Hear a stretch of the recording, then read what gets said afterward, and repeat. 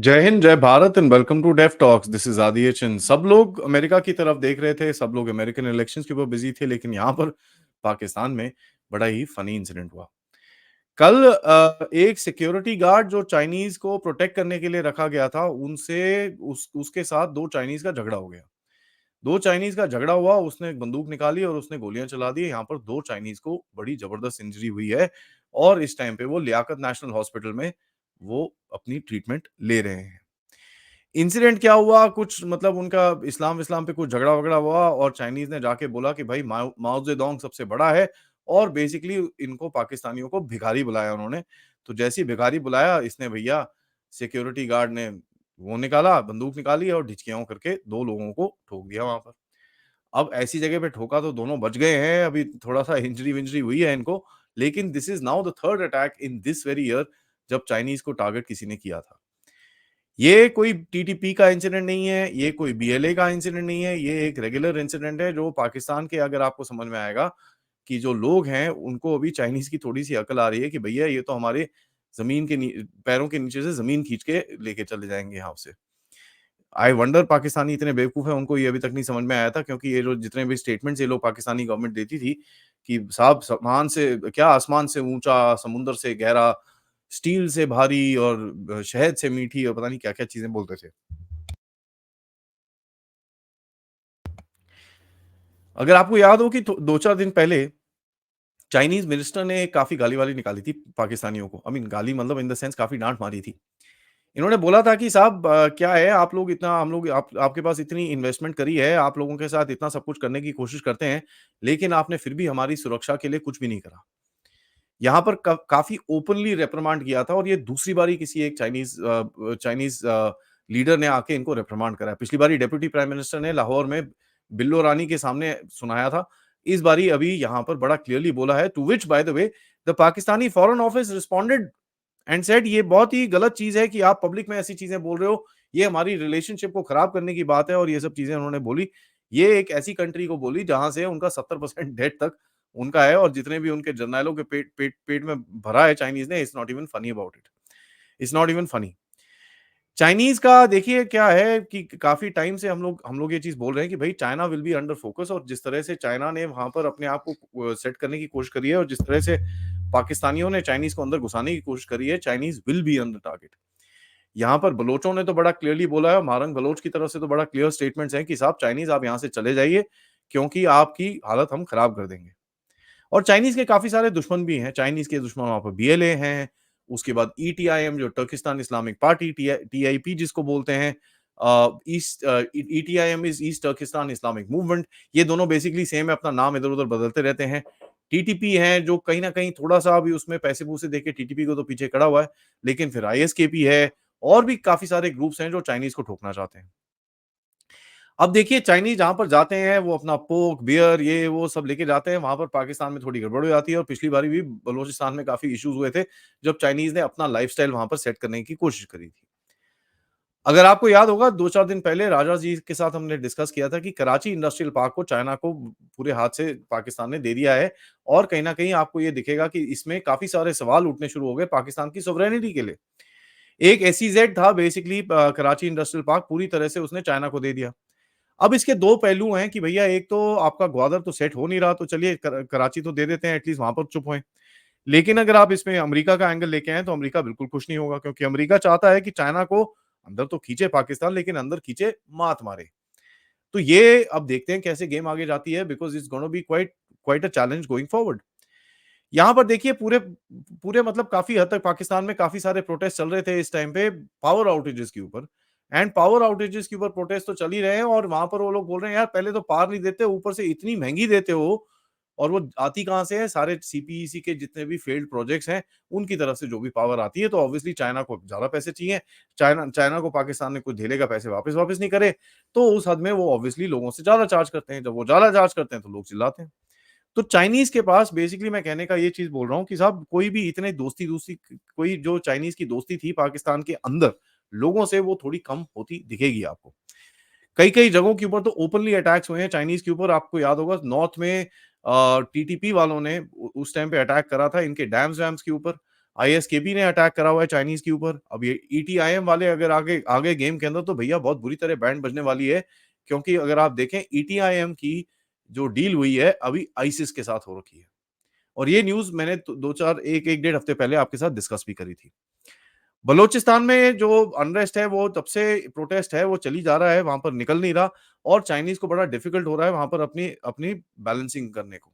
तो ये तो भैया चाइना पाकिस्तान की हालत है, लेकिन पाकिस्तान की प्रायोरिटी क्या है? पाकिस्तान की प्रायोरिटी बड़ी सिंपल है भैया, आपने आर्मी चीफ को किस तरह से एक्सटेंशन देनी है।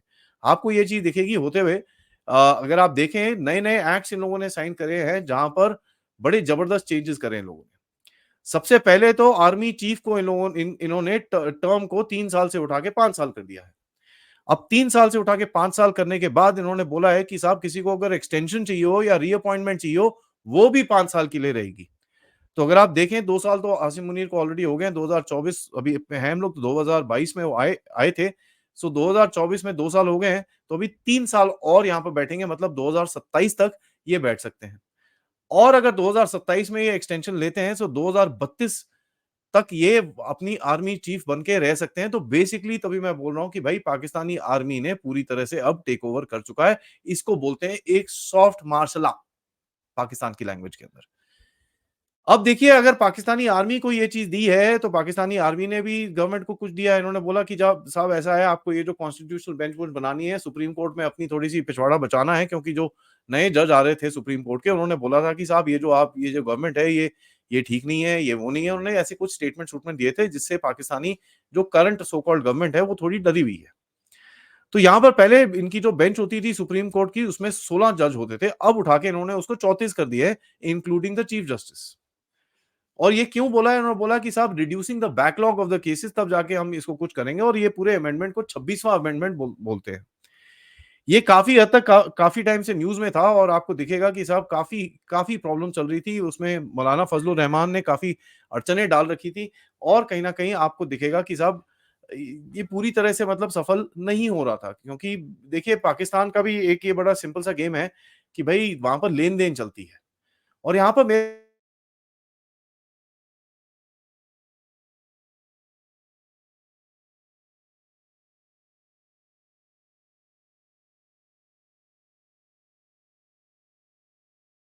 पास मोमेंट पे आके रो धो के ये बिल पास हुआ था। तो आपको ये दिखेगा कि भाई कुछ ना कुछ ठीक चीज़ें नहीं है और आर्मी एक तरह से अपने आप को कंसोलिडेट करने की वहाँ पर कोशिश कर रही है क्योंकि सिविलियन गवर्नमेंट तो बेसिकली यूज़लेस है वहाँ पर। अब आते हैं वापस चाइना पे, China would be very pissed off कि भाई ये कर क्या रहे हो तुम लोग बेवकूफ हो, व्हाट इज़ हैपनिंग। एक तो पॉलिटिकल इंस्टेबिलिटी है आपके अंदर जिसके लिए चाइना बार-बार बोलता रहता है उनको कि यार ये सब चीज़ें बंद करो, थोड़ा स्टेबिलिटी लाओ ताकि थोड़ी आपकी इकोनॉमी बढ़े, ताकि थोड़े मेरे पैसे वापस करो। So China will be very pissed off. China काफ़ी टाइम से बोल रहा है कि भैया हमारे सिक्योरिटी को अंदर घुसने दो। आर्मी उनकी बोल पाकिस्तान की बोलती है नहीं, नहीं, नहीं ऐसा नहीं है, ऐसा नहीं है, ऐसा नहीं है। और यही चीज़ अभी चाइनीज़ को सुननी पड़ेगी अगले 3 साल तक और क्योंकि आसिम मुनीर वहीं पे बैठा है। तो ये पूरी फिर स्टोरी मैच खाती है। लेकिन अगर आसिम मुनीर जिस तरह से उसके अमेरिकन अब्बा उनको बोलते होंगे कि भैया चाइनीज़ को आने दो अंदर, सिक्योरिटी लाने दो। अगर चाइनीज़ की सिक्योरिटी अंदर आती है, that means now Beijing will walk into a certain trap जहाँ पर फिर अमेरिका का गहरा राज है, सीआईए और ये जितने सारे लोग हैं और पाकिस्तान की एस्टेब्लिशमेंट को लेके ये फिर चाइनीज़ को अंदर बैठ के ठोकेंगे।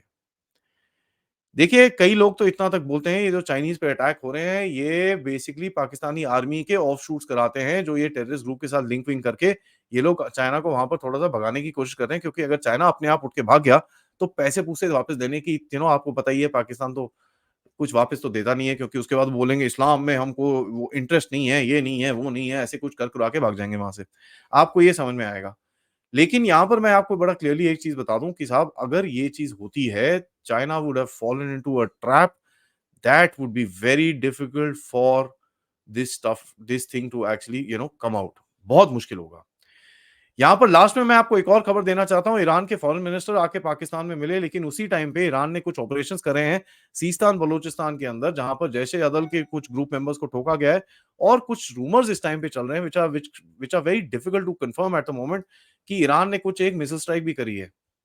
कई लोग बोलते हैं कि साहब नहीं, नहीं उनके एयरक्राफ्ट ने आके कुछ रॉकेट-वॉकेट मारी है। कई लोग बोलते हैं भई मिसाइल-विसाइल फेंकी है ईरान ने बलूचिस्तान की कुछ एरियाज़ के अंदर जहाँ फॉर एग्जांपल पंजगुर जहाँ पर जैश-ए-अदल का काफ़ी हद तक गढ़ है।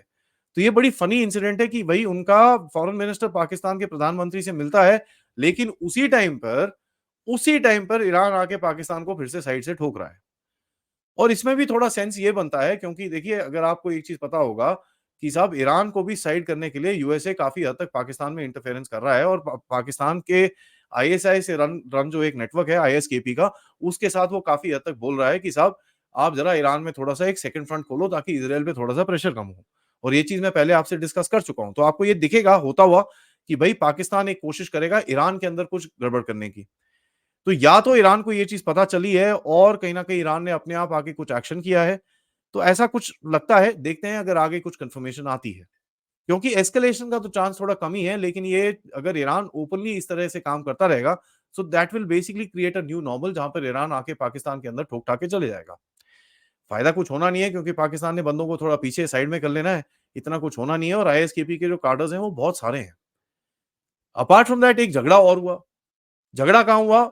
झगड़ा हुआ भाई पाकिस्तान ईरान के बॉर्डर पे, जहां पर ये ऑयल स्मगलिंग और ये सब चीजें होती हैं। वो झगड़ा स्मगलर्स और सिक्योरिटी फोर्सेस के बीच में झगड़ा हुआ। अब सिक्योरिटी फोर्सेस ने कुछ पैसे पूसे मांगे होंगे, इन्होंने कुछ दिए नहीं, तो वहां पर उसमें भी झगड़ा हो गया, काफी गोली गोली भी चली है इस टाइम पे। तो that is also a news which is coming out. देखिए ये बहुत ही टेढ़ी सिचुएशन है, काफ़ी सारी रिपोर्ट्स आ रही हैं। It's difficult to actually put across what is happening, because Pakistan and Iran are not the most vocal countries as far as all this is concerned. And अगर ईरान पाकिस्तान को ठोक भी रहा है, तो वो खुले में आके मतलब एकदम चेस्ट थंपिंग करके नहीं बोलेगा, वो जाके बस उसने एक स्टेटमेंट कहीं पे दे देना है। अभी तक वो स्टेटमेंट आया नहीं है। Having said that we know कहीं न कहीं कुछ तो हुआ है, जहाँ पर ईरान ने पाकिस्तान, या तो पाकिस्तान के बॉर्डर पे या पाकिस्तान के अंदर कुछ करने की कोशिश करी है। इसी बात में अगर आप देखें भाई, पाकिस्तान अब जा चुका है पूरा मार्शल लॉ की तरफ। एंड जिस तरह से हम लोग काफी टाइम से बोल रहे हैं कि साहब इसके बाद आर्मी के पास कोई ऑप्शन नहीं है, तो आर्मी चीफ अभी पूरी तरह से अपने अपने जहां जगह पे बैठा है, कहीं जाने नहीं वाला। और पाकिस्तान को यहाँ पर बड़ा क्लियरली हमको कॉन्ग्रेचुलेशन करना चाहिए कि साहब बहुत बढ़िया। और पाकिस्तान इस टाइम पे ये भी वरीड होगा कि भाई कमला हैरिस आ जाए तो थोड़ा बहुत सपोर्ट सपोर्ट मिलता रहेगा, अगर कहीं डोनाल्ड ट्रंप आ गया तो बैंड बजने वाली है फिर। सो देखते हैं आगे होगा क्या, बट इस टाइम पे मैं आपसे इजाजत लूंगा। प्लीज ये वीडियो को लाइक करिए, सब्सक्राइब करिए चैनल को अगर आपने नहीं करा है। Most importantly share this with your friends and families. आप लोग इस चैनल की तरफ कंट्रीब्यूट भी कर सकते हैं यूजिंग द क्यूआर कोड, या फिर पेपैल, या फिर सुपर स्टिकर सुपर चैट्स के साथ। Thank you very much. जय हिंद, जय भारत।